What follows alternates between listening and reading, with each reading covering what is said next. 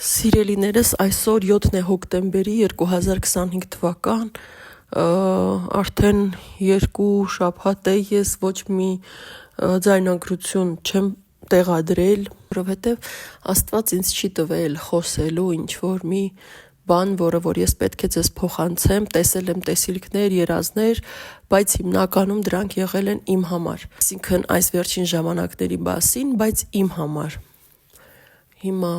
ուզում եմ պատմել մի տեսիլք, որ տեսա այսօր,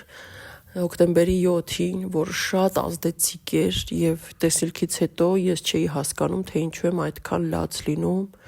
և դողում հուզմունքից, որովհետև տեսիլքը այնպիսին չէր, որ ես դրանից պետք է այդքան լացեի, բայց իմ վրա մի ուժ էր իջել աստվածային, որի ներկայությունից ես անդադար կրկնում էի Հիսուս, Հիսուս, Հիսուս ու դողալով լաց էի լինում։ Հիմա ուրեմն ես տեսա Ամերիկան։ Ձեզանից շատերը գիտեն, որ ես Ամերիկայի մասին տեսիլքներ, երազներ շատ եմ տեսել։ Ես հիմա մի քիչ դժվար եմ պատմում, որովհետև ես հիմա էլ եմ շատ հուզվում այդ տեսիլքից։ Ես տեսա Ամերիկան և Ամերիկայում տեսա, որ սկսվեց քաղաքացիական պատերազմ,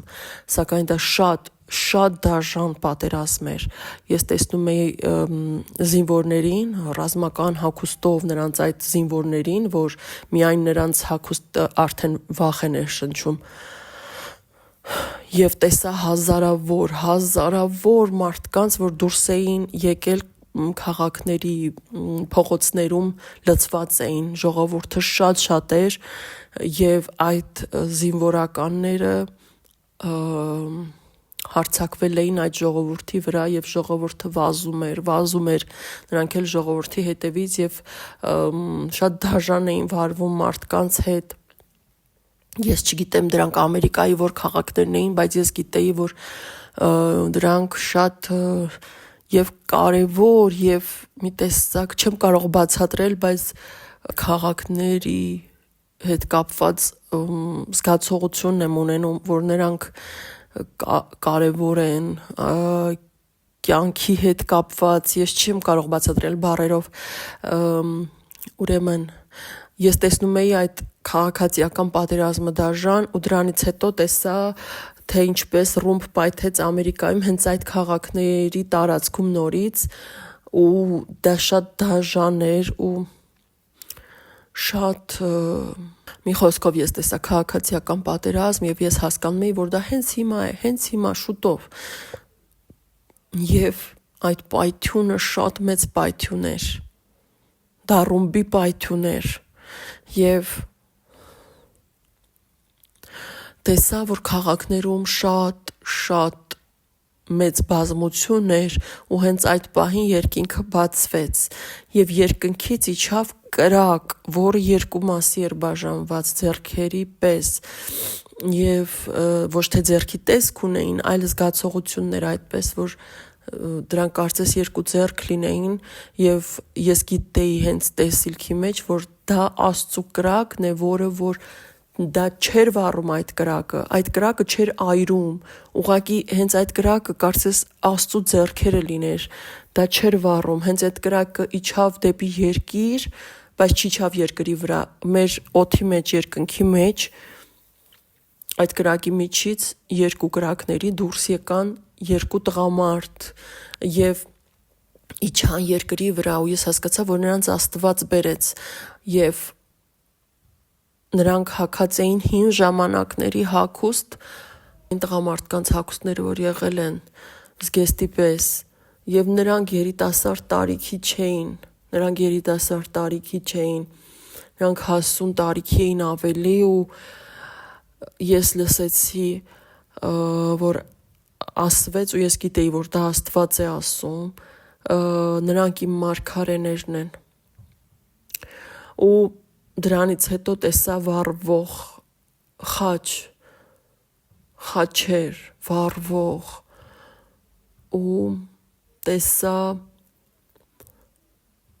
կլոր լուսին, լիալուսին ու կարմիր լուսին Ես չգիտեմ ինչու, բայց այն պահը, երբ կրակների միջից երկրի վրա իջան Աստծո երկու մարգարեներ, Աստվածային այնպիսի ներկայություն եւ երկյուղ իջավ իմ վրա, որ տեսիլքից հետո ես շատ հուզված էի ու հիմա էլ եմ շատ հուզված։